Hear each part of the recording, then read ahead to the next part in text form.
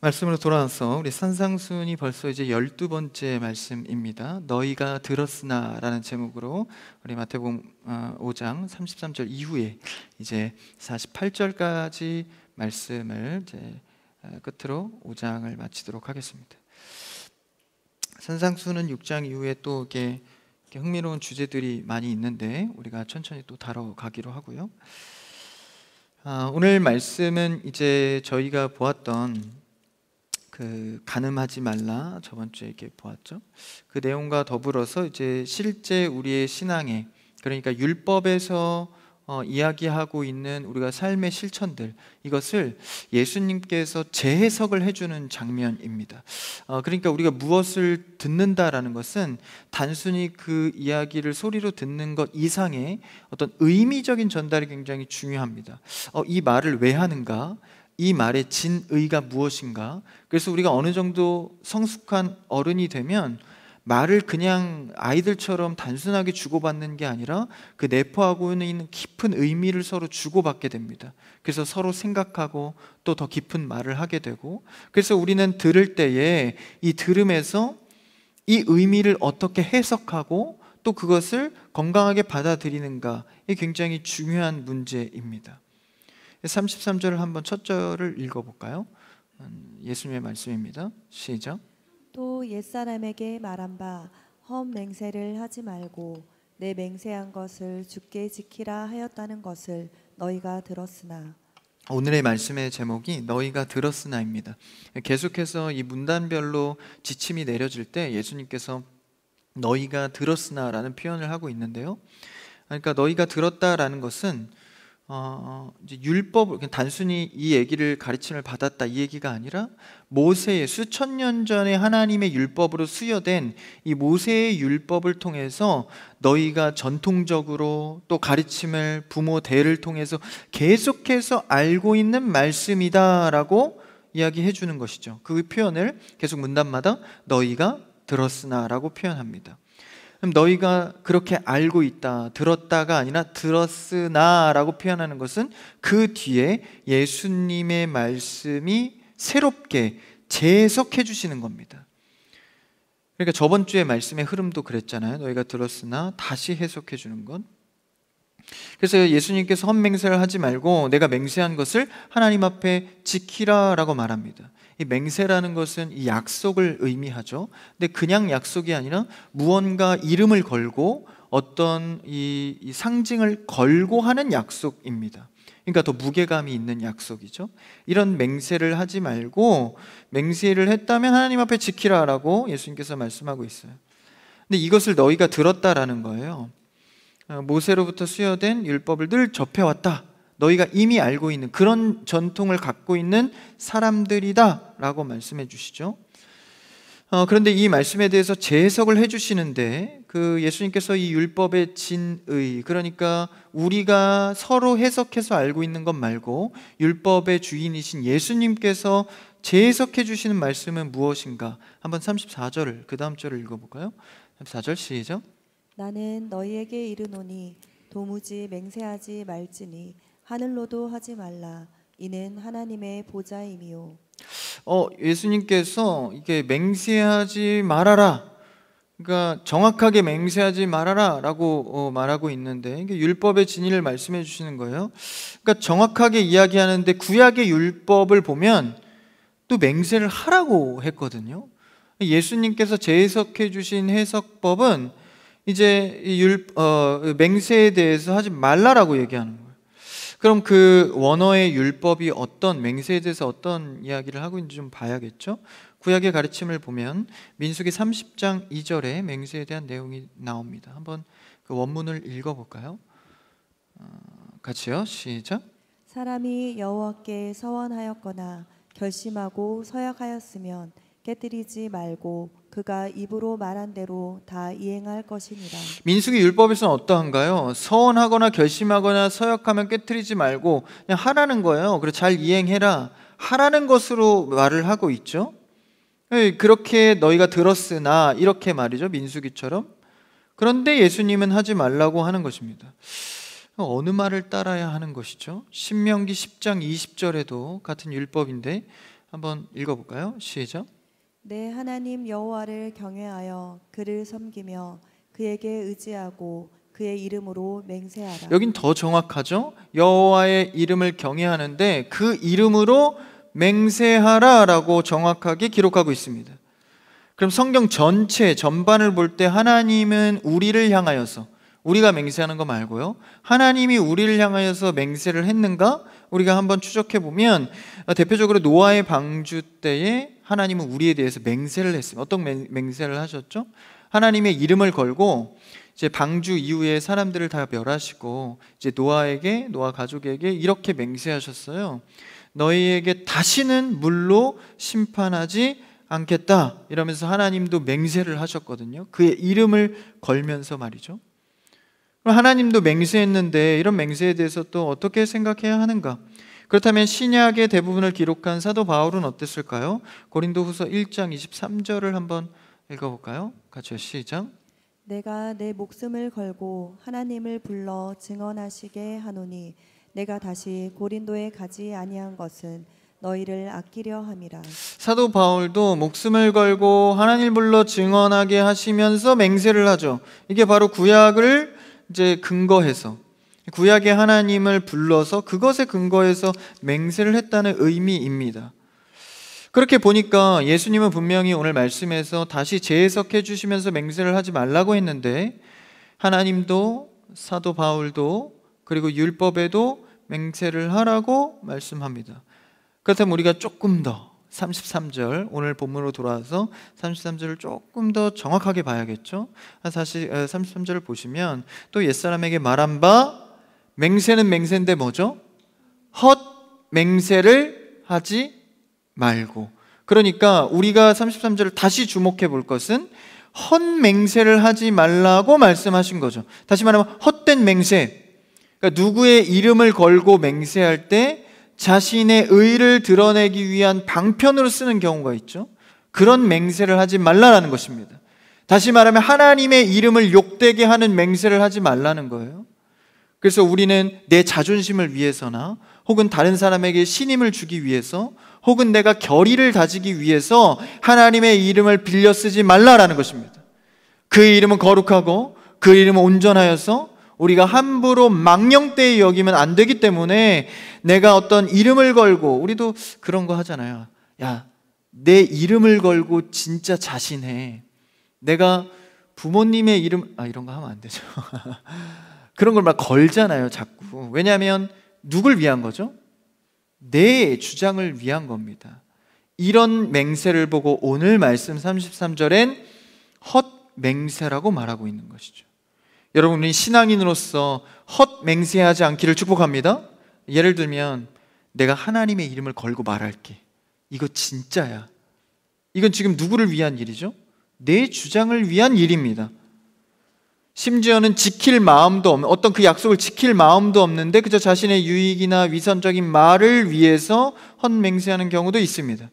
종교적인 용어만 사용하여 자신의 마음에는 없는 맹세를 하기도 합니다.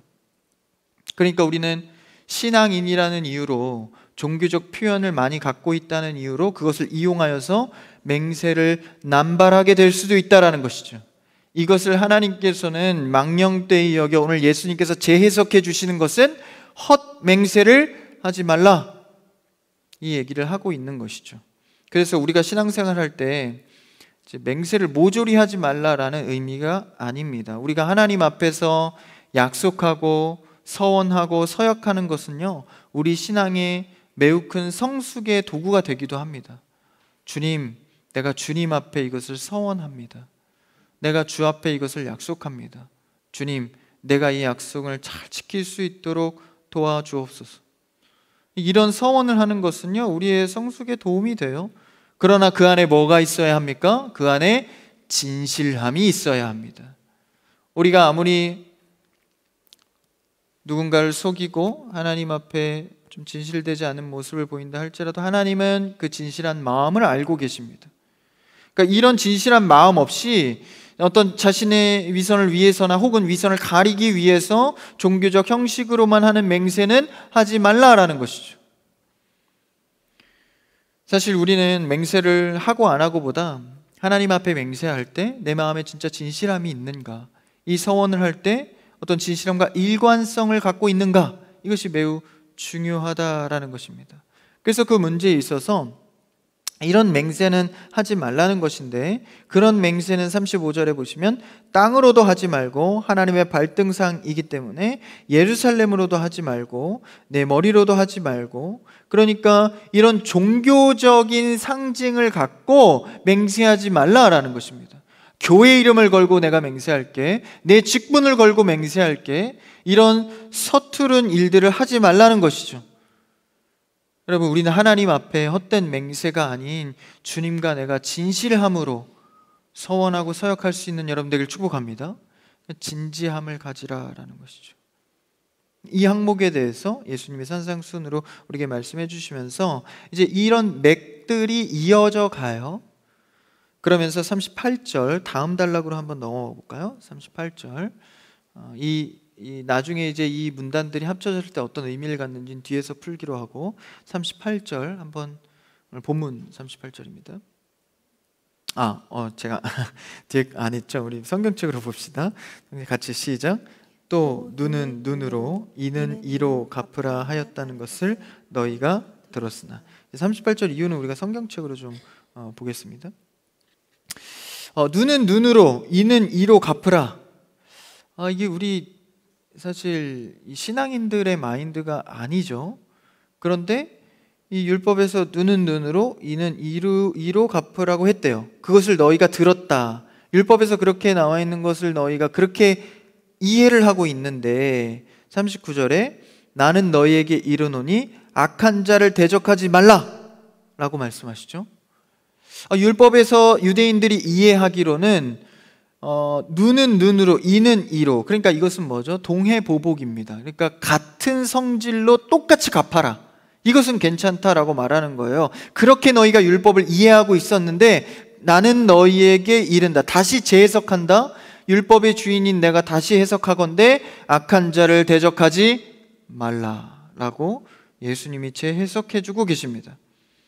그러니까 이 동해보복은요, 피해를 주었을 때 이제 일반 보복성을 이론적으로 생각하는 거예요. 그러면 하나를 내가 피해를 봤으면 하나를 갚아주는 형태죠.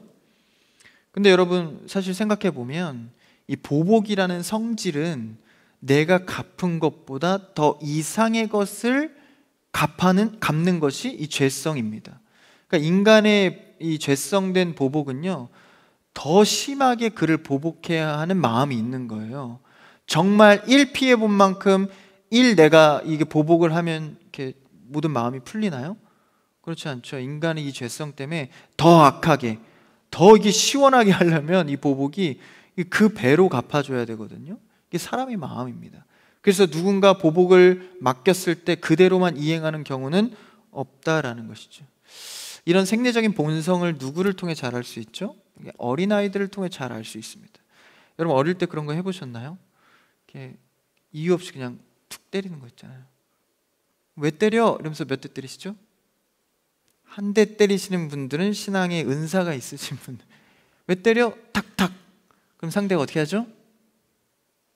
왜 2대 때려? 탁탁탁. 몇 번까지 가보셨나요? 저는 한 10 몇 번 가본 것 같아요. 그러니까 이제 그 어린아이들의 장난이지만 사실은 그 속에서 우리의 보복성의 죄성을 알 수 있다는 거예요. 물론 이제 아이들한테 이 죄악된 인간아 회개하라 뭐 이렇게 하면 안 되겠지만, 그런 걸 보면서도 우리가 생각할 수 있는 것은 이 보복성은 우리의 뜻대로 되는 문제가 아니다라는 것입니다. 복수는 나의 것이 아니라 복수는 하나님께 달려 있는 거예요.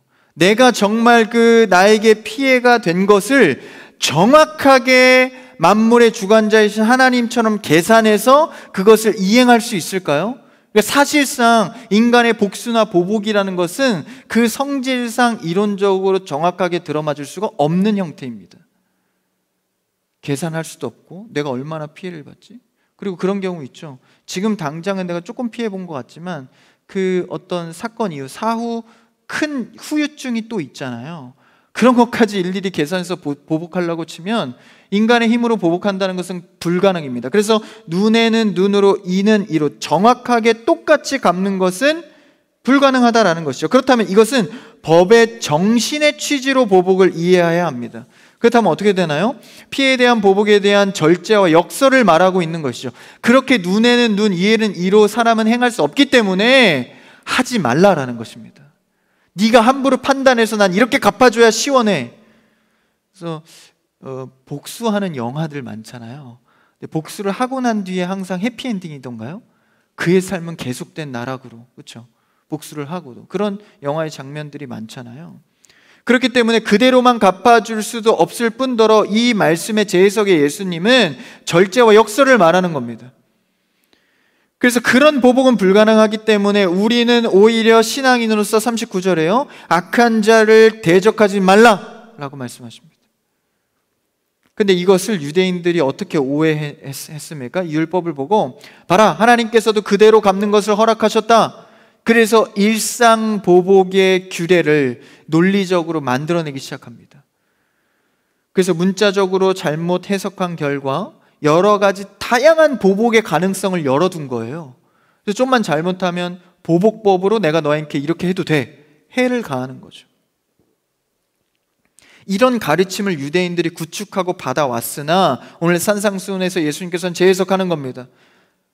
이 율법의 의미는 그것이 아니라 우리가 눈에는 눈, 이에로 이로 갚을 수 없기 때문에 악한 자를 대적하지 말라는 법적인 해석을 하고 있는 거죠. 그래서 이것이 율법에 대한 예수님의 바른 해석입니다.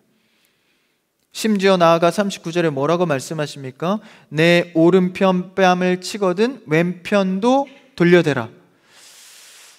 이것을 이제 상징적으로 너무 해석하다 보면 예수님의 이 해석이 곡해가 될 수 있는데 이건 상징이 아닙니다. 실제 내가 수치를 당하면 오히려 그것을 의연하게 왼쪽 뺨도 대주라라는 거예요. 근데 여러분, 이게 단순히 지나갈 내용이 아니라 오른뺨을 쳤잖아요. 오른뺨을 치려면 여러분 어떤 손으로 쳐야 되죠? 오른뺨을 잘 안 맞아보셨죠? 오른뺨을 맞으려면 상대가, 물론 이제 뒤에서 치는 경우도 있지만 우리가 이거는 이제 이게 정상적인 범주에서 상대가 앞에 있어서 내 오른뺨을 치려면 어떤 팔로 쳐야 되죠? 왼쪽 팔로 쳐야 되잖아요. 근데 사실 여러분 익숙한 손은 어디죠? 오른손인데 왜 왼쪽 손으로 오른뺨을 치라고 말할까요? 이것은 오른쪽은 늘 영광과 하나님의 보좌, 어떤 이런 상징을 갖고 힘, 능력, 이걸 갖고 있거든요. 그 오른뺨을 친다는 것은 대놓고 수치심을 준다라는 겁니다. 보통은 이제 화가 나면 팍 오른손으로 나가잖아요. 전 왼손잡인데요. 이런 이제 특별성을 여기 부여하지 마시고 일반적으로 이렇게 오른손이 나가는데 일부러 오른뺨을 치기 위해서 왼손을 들었다라는 거예요. 그랬다는 것은 이 수치를 주기 위한 적극적인 행동을 말합니다. 그러니까 오른쪽은 이제 힘과 능력을 상징하니까 거기를 쳤다라는 거예요. 모욕과 엄청난 수치죠. 그 수치를 받았을 때 어떻게 하래요? 왼뺨도 내어주라는 거예요. 오늘 말씀이 어렵습니다, 여러분. 왼뺨을 돌려대라라는 거죠. 그래서 이런 실수로 했다고 하면 그래, 그럴 수 있지, 넘어가지만 적극적으로 계획을 해서 친 거면 마음에 화가 들끓잖아요. 근데 그것마저도 참고 오히려 왼뺨을 대라라는 것이죠.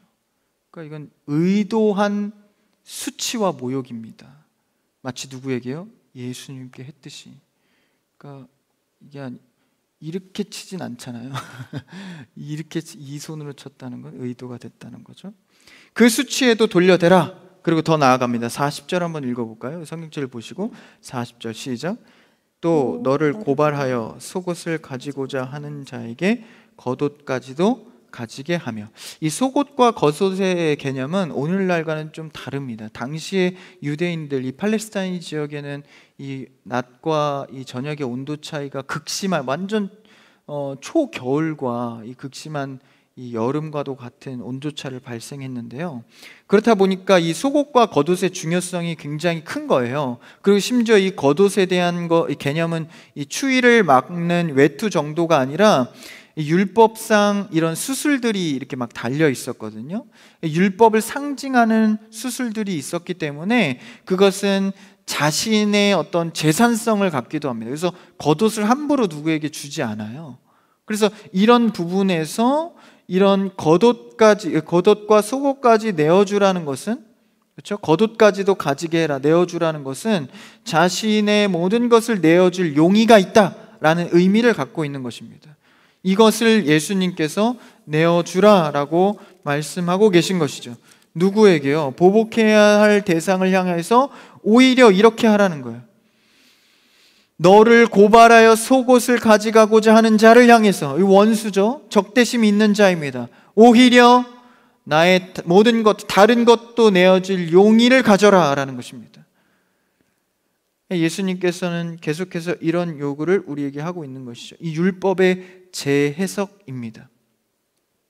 그러면서 41절에 한 가지 항목이 더 나오는데 읽어볼까요? 시작.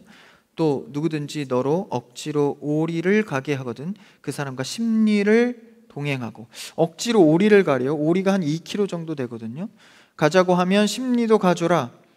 1마일이 좀 넘는 거리, 그러니까 로마식 걸음으로 하면 1000걸음 정도 된대요. 그 이상의 걸음을 해주라는 거예요. 이게 당시에 이 강제 이 노동을 집권했던 게 바로 로마잖아요. 이 로마는요, 그 유대인들에 대해서 이런 강제 이 징집 그리고 그런 노동권이 있었기 때문에 그냥 데려다가 로마가 쓰겠다고 하면 그냥 갈 수밖에 없는 거예요. 그러니까 이렇게 가자고 하면 그냥 더 희생해서 가라, 뭐 이런 얘기를 예수님께서 하시는 것이죠. 이 예수님이 십자가 질 때요, 구레네 시몬이 가만히 있다가 로마 군병이 야 너 나와, 네가 이 십자가를 지고 같이 가라고 할 때 반박을 못하고 같이 가잖아요. 그랬던 게 바로 이 강제노동 이 징집권인데, 그래서 로마가 갖고 있었기 때문에 유대인들이 그런 상황에서 그렇게 해야 하는 그것을 이제 또 빗대어 말해주고 있는 것입니다. 그 다음 한번 42절도 읽어볼까요? 42절 시작. 내게 구하는 자에게 주며 내게 꾸고자 하는 자에게 거절하지 말라. 이 모든 내용을 보면 사실 이 여기까지 읽어본 지금 38절부터요, 이 내용들을 보면 사실 다 예수님께서 십자가 지시는 사역을 할 때 모두 당했던 수치입니다. 예수님의 방법이 되는 것이죠. 십자가 오르실 때 예수님이 어떻게 하셨나.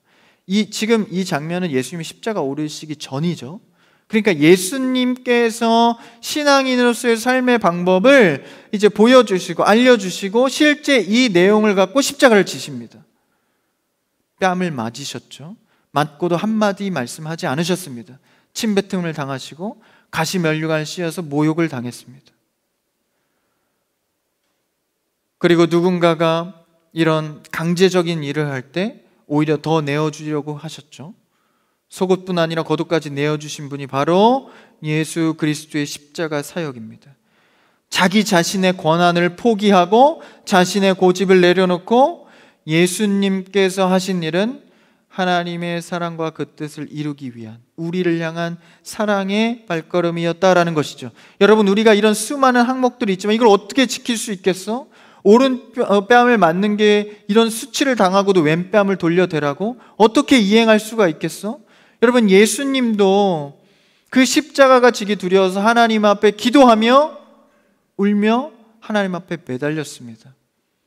그들을 구원하는 사랑은 동의하지만 꼭 십자가로 내가 그 일을 행해야겠습니까? 하나님, 이 잔을 지나가게 하소서. 그러니까 사람들은 구원하고 싶지만 십자가가 두렵습니다. 이런 고백을 한 것이거든요. 그러나 내 뜻대로 되게 하지 마시고 아버지의 뜻대로 되기를 원하나이다. 예수님께서는 끊임없는 그 갈등과 어려움과 인간의 몸을 입고 마치 우리에게 인생의 율법이 주어질 때 부담과 갈등을 하면서도 질질 끌려가는 그 십자가 앞에서 우리가 결국 끝내 그 십자가를 지게 되는 그런 모습들 속에서 오늘 예수님이 이 말씀을 해주고 있는 것이죠. 여러분, 우리는 자신의 권한을 내려놓고 하나님의 뜻을 바라보면서 기도로 이 항목들 앞에 예수님의 길을 걸어갈 수 있기를 축복합니다. 아멘 하시기가 어려우시죠. 당장 나가다가 오른편을 맞을까 봐, 그렇죠? 그럼 어떻게 해야 될까? 그래서 우리는 팔복의 말씀을 기억해야 합니다. 팔복의 마지막이 뭐였죠? 의를 위하여 박해를 받는 자 복이 있도다. 이 의는 무엇입니까? 우리가 배웠는데 이 의는 내 의가 아니라 하나님의 의, 다시 말하면 이 의의 실체는 예수 그리스도입니다. 예수 그리스도를 위하여 박해를 받는 자 복이 있다. 우리는 그 의를 위하여 그분을 따르기로 작정한 성도들은, 제자들은 박해가 따를 수밖에 없다는 것을 가르쳐주고 있는 것이죠. 그러나 해를 두려워하지 않을 것은 주님의 그 진리의 지팡이와 말씀이, 하나님의 그 뜻이 예수 그리스도를 지켜갔던 것처럼 그 성도들에게는 십자가, 예수 그리스도와 같은 인생 속에 하나님의 도우심과 일하심이 있다라는 사실입니다. 예수님도 자신을 내려놓고 가야 하는 그 십자가의 인생, 우리도 마찬가지다라는 것이죠.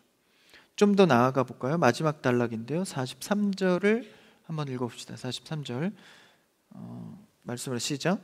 또 내 이웃을 사랑하고 내 원수를 미워하라 하였다는 것을 너희가 들었으나. 또 내 이웃을 사랑하고 내 원수는 미워하라 했대요. 율법에서 진짜 이랬나요? 하여튼 이렇게 너희가 알고 있는데 너희가 들었으나 라고 하면서 44절에 예수님은 뭐라고 말씀하시죠? 나는 너희에게 이런, 제 해석입니다. 너희 원수를 사랑하며 너희를 박해하는 자를 위하여 기도하라. 이 율법의 내용과 다르네요. 어찌된 일이죠? 한번 그 원문을 봐야겠죠. 레위기 19장 18절을 한번 보겠습니다. 레위기 19장 18절 띄워주세요.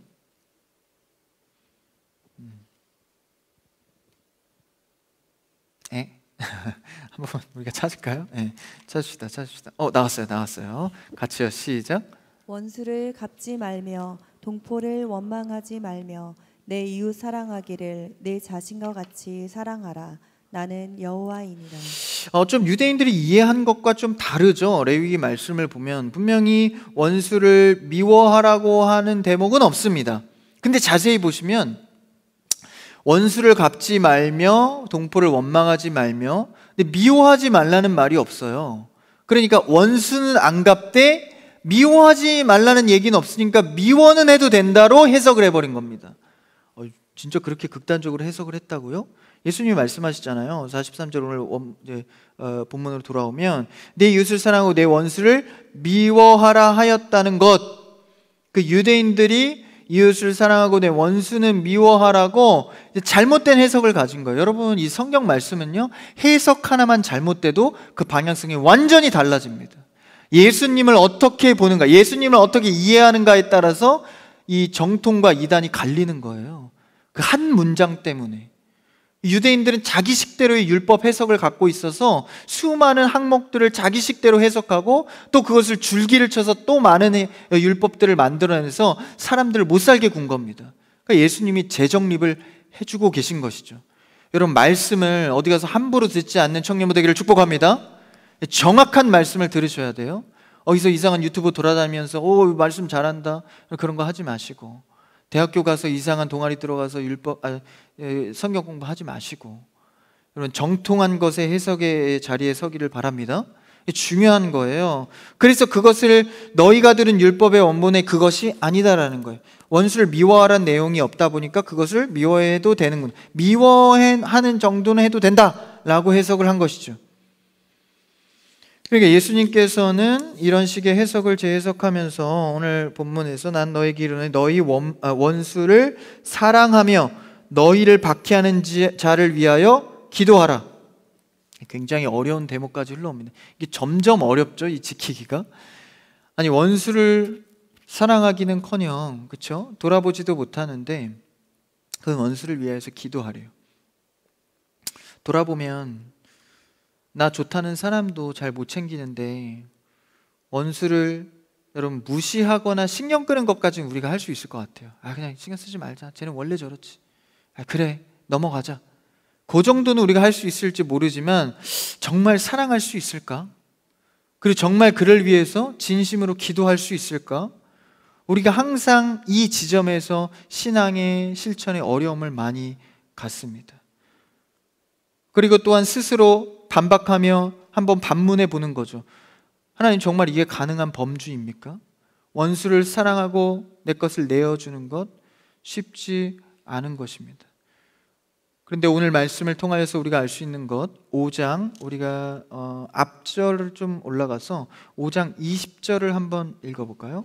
마태복음 5장 20절, 제가 드렸나요? 띄워주면 좋겠는데. 성경책이 있으니까 같이 읽죠. 20절 시작. 내가 너희에게 이르노니 너희 의가 서기관과 바리새인보다 더 낫지 못하면 결코 천국에 들어가지 못하리라. 서기관과 바리새인들의 의는 뭔가요? 그들의 의는요, 성숙하려고, 신앙의 성숙을 위해 자신들이 열심히 노력한 것을 의미해요. 그러니까 율법을 지켜서 성인이 되는 것. 율법은 아무도 지킬 자가 없잖아요. 근데 그것을 열심히 지켜서 내가 이 성인이 되어서 내 힘으로 원수를 사랑하게 되는 것, 그런 어떤 반열에 올라가는 것. 사실 이것은 약간 불교식이잖아요. 이 공덕을 쌓아서, 그리고 또 수련을 해서 어떤 경지의 열반에 이르는 것, 어떤 그런 개념으로 서기관과 바리새인들이 신앙생활을 했다라는 것입니다. 여러분, 우리는 어떤 내 의를 갖고 열심히 노력하면 나도 사랑하게 되겠지가 아니라, 여러분, 우리의 신앙 고백은 오직 예수 그리스도의 의로 설 수 있는 자들입니다.